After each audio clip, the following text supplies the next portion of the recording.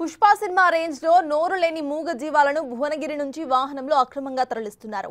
DCM వాహనంలో ఆవులు కనిపించకుండా చుట్టూ కూడా కొబ్బరి పొట్టు కట్టాలను ఇటు పెట్టేసి మరీ తరలిస్తున్నారు. హైదరాబాద్ కబేలాకు చెందిన తరలిస్తున్న వాహనాన్ని బజరంగ్ దళ్ గో రక్షణ దళ్ కార్యకర్తలు పట్టుకున్నారు.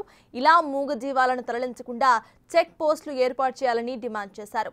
నిందితులపై గో హత్యా చట్టాన్ని కఠినంగా అమలు చేయాలని కోరారు.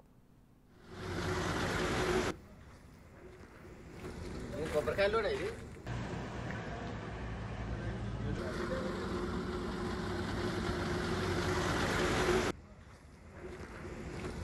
కొబ్బరికాయలు కూడా ఇది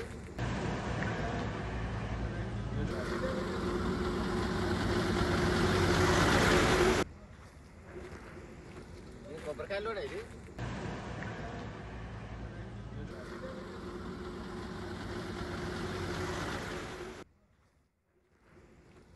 కొబ్బరికాయలు కూడా ఇది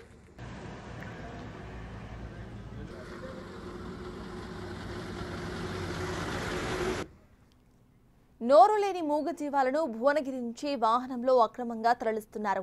డీసీఎం వాహనంలో ఆవులు కనిపించకుండా చుట్టూ కొబ్బరి పొట్టు కట్టెలను పెట్టి మరీ ఇటు తరలించేశారు. హైదరాబాద్ కబేలాలకు తరలిస్తున్న వాహనాన్ని బజరంగ్ దళ్ గో రక్షణ దళ్ కార్యకర్తలు పట్టుకున్నారు. ఇలా మూగ జీవాలను తరలించకుండా చెక్ పోస్ట్ ఏర్పాటు చేయాలని డిమాండ్ చేశారు. నిందితులపై గో హత్యా చట్టాన్ని కఠినంగా అమలు చేయాలని కోరారు.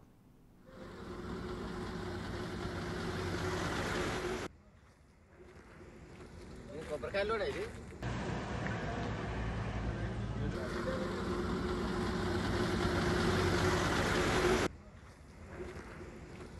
కొబ్బరికాయలు కూడా ఇది